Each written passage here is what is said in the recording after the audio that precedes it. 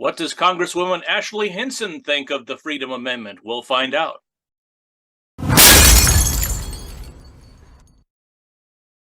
everybody. I'm John McLaughlin. Welcome once again to Iowa Firearms Coalition, our Warrior Wednesday profile, and Congresswoman Hinson joining us today. And obviously, from your experience in the Iowa House before you went to Washington, you helped get the Freedom Amendment where it is today. So what would you tell voters coming up on November 8th?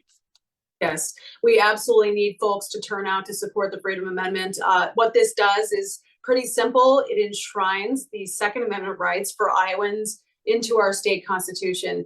It's hard to believe that we're one of very few constitutions in the country that doesn't include those rights explicitly already. And so we can do everything we want as legislators to pass bills that help protect your Second Amendment rights. I'm proud to have supported many of those, both in the state legislature and trying to push back against what they're doing here in Washington. But those rights exist so that you can push back against a growing government, a government that's trying to come after you. And so we want to make sure that those are in the Constitution. So I'm proud to have supported the Freedom Amendment, which basically enshrines those Second Amendment rights with strict scrutiny into our state constitution so that no one can come for your Second Amendment rights. Awesome. Kind of explain how you got to where you're at. You represent a big area of Iowa in District 1 with Waterloo and Cedar Rapids, but just back up a little bit and why you decided to get into politics and the road to Washington.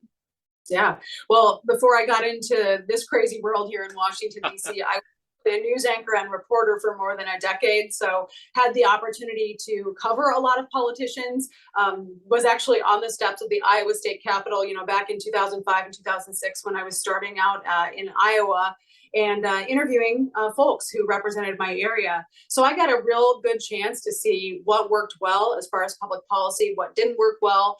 And then through my career, had the opportunity to travel throughout the district and truly not only hear from Iowans, but tell their stories. And kind of got to a point where I said, hey, look, I'm tired of talking about it. I want to do something about this. So when the opportunity presented itself to step up and run for the state legislature, I did that. Literally went door to door, knocked on, between my two terms, about 30,000 doors in the district, hearing directly from Iowans. And I can tell you what, those priorities continue to drive what I'm doing here in Washington, D.C. And I can't tell you that the contrast couldn't be clearer between what we're offering in terms of protecting people's rights, protecting taxpayers, standing up for rural America and fighting for safety and security in our communities, and what they're trying to do here. And that's what drives me every day. And I think people can tell I'm very passionate about making sure we're standing up for our constitutional rights. You probably don't know much about my background, but I was working for the CBS station in Des Moines for 31 years as a meteorologist. So I'm very familiar with the transition from then till now. My staff calls me Doppler Ash because I have a weather on my phone. Since I sat next to a meteorologist for that long, I used to hear about, calculated it was 22 forecasts every morning. So yes. I appreciate what our meteorologists do to keep our community safe, because that's also been something we've worked on here in Washington, D.C. But again, safety and security in our communities is a passion that I think we all share. Awesome. So let's talk a little bit about what's going on in Washington. As the Iowa Firearms Coalition, we're very narrowly focused on the Second Amendment. And just lately, folks are coming unglued with, I'll just call it overreach. I don't know what you would call it, but, the different agencies, sneaking things into different legislation, or in the case of some of the three-letter agencies, just, making people that were a legal gun owner yesterday, and then they changed the rules, and then now tomorrow they could be a felon. So what's going on, and what can you do about it? Number one, to fight it, but to help make us all aware of what's going on. Yeah, well, first and foremost, continuing to have conversations like this to spotlight the egregious oversteps continuing to come out of not only the administration, as we call it, the alphabet soup, government agencies that continue to try to overreach into Americans' lives every day, but the all-out assault on our constitutional rights coming through the Democrat control of Congress right now. They have proven that they don't care about our constitutional rights. They continue to pass legislation going after law-abiding gun owners. I understand we need to be focused on things that are going to actually help make our communities safer, but punishing people who are doing it the right way is not the answer. But yet that's what they continue to do. So we know the ATF is continuing to target Iowans. They continue to target Americans who are doing things the right way. And we're going to push back against every single one of those egregious oversteps. A lot of it is being done through rule. They're trying to do it through financial institutions, right? They want to stop financial institutions from lending to people who own gun shops or who purchase guns, right? So I'm very concerned about the nature of where they're headed, the intent of what they want to do. Many of my counterparts across the aisle have blatantly said they want to come for your weapons. I don't think that's right. We need to make sure that people's rights are protected. And so that's the story we're telling in Washington, D.C. and back home on the ground in Iowa. Give me a little bit of your background. I have no idea if you're a gun owner, if you shoot. They're obviously passionate about the Second Amendment. Yep. Just bring us up to date.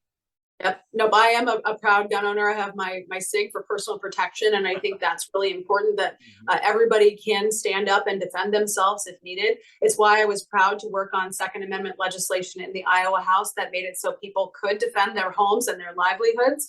Because again, I get back to the basics here. If you can't defend yourself and you can't rely on safety and security, what do we have in our world? And so I think first and foremost, we need to support our law enforcement because they are doing everything they can to make sure our community is safe. But in many parts of rural Iowa, it may be quite a while before someone can actually get out to you and help address any concern that you might have. So that's where I think that is so important. And again, we shouldn't be in the name of, making a political statement, taking away law-abiding gun owners' rights. And so that's been a huge passion of mine as a minivan driving mom. I want to be able to defend my family and make sure I can keep my family safe. So what can folks do? Obviously, we want everybody to, color in the lines and be lawful. What is the most important thing that your constituents and all the rest of us in Iowa can do to help push back? Well, first of all, get out there and tell the story about why you think Second Amendment rights are important. Engage. We have some serious contrast going on here with what's on the ballot this fall. Your rights are literally on the ballot this fall, not just with the Freedom Amendment in Iowa, but with who you choose to be your elected representative. We have seen people continue to have that assault on the Second Amendment, and it mostly comes from across the aisle. Unfortunately, I know that there are some Democrats who support hunting, but we've seen time and time again, Democrats in Congress go too far. Democrats in the Iowa legislature continue to push back against freedom-loving legislation that is helping to support those constitutional rights. So that's what you have to do. You have to speak up. You have to talk with your neighbors about it. There are people who are going to come out and paint this as extreme in the next few months.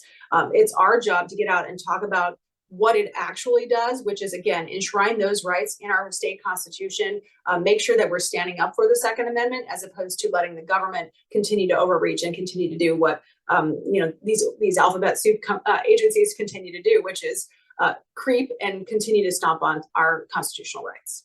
Absolutely. And when our founders gave us these wonderful documents in the Constitution, the Bill of Rights, the amendments, they didn't specify, oh, these are only for Republicans or these are only for Democrats. They're for all. So, we welcome everybody. If you're a Democrat and you want to protect yourself, or Libertarian, Republican, doesn't make any difference.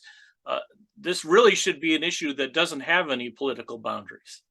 And it should be. And unfortunately, we've just truly seen the policy side go to a party line vote, which is not how it needs to be. We can have legitimate conversations about how we make sure bad people don't get guns, right? And that is absolutely something we should be talking about. But infringing on rights to do it is not the answer. There are a lot of other policies that we can be looking at to make sure we fix loopholes in the law. For example, making sure that our law enforcement have the tools that they need to actually enforce the laws. That is absolutely critical. So there are a lot of things that I think go further than just a talking point, but would actually help solve these challenges that we're seeing and make our communities safer without overreaching into people's Second Amendment rights. And that's what I think we should be focusing on in Washington, D.C. And you're right, that should transcend politics. And it's unfortunate that we've seen it go the other way in the past few years. Yeah, there's a lot of better ways to protect schools and churches and businesses than 87,000 new IRS agents. Yeah.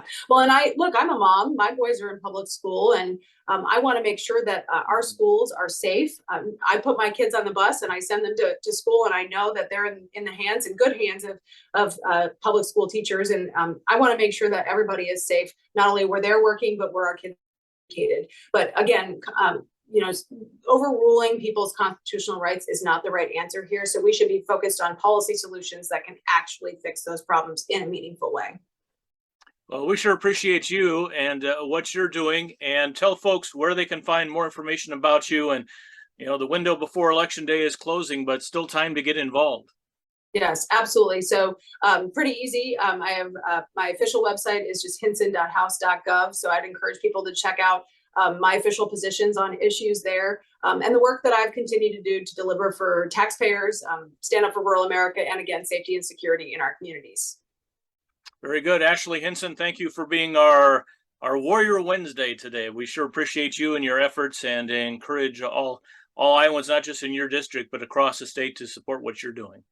Well, thanks, John, for having me. And it's a true honor to represent Iowans and tell your stories in Congress. And make sure you get out to vote again on November 8th, or vote absentee early, because not only is the Second Amendment on the ballot in Iowa, it's on the ballot with who you choose to send, both to the state legislature and to Washington, D.C.